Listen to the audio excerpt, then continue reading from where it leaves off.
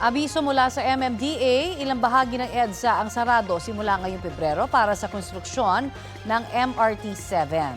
Mula kahapon, February 1 hanggang May 8, dalawang lane ng EDSA North Avenue northbound ang isasara buong araw. Mula February 22 naman hanggang May 18, isasara ang dalawang southbound lanes nito. Full road closure naman ang northbound lanes mula February 11 hanggang March 10 tuwing alas 10 ng gabi hanggang alas 4 ng madaling araw. March 11 hanggang March 23 naman may full road closure sa southbound lanes doon.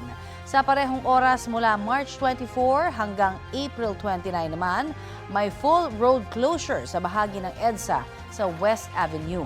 Para po yan sa pagkakabit ng turnback girder o bakal na magdurugtong sa dulong segment ng MRT-7 North Avenue Station at sa riles na nakatayo na sa West Avenue.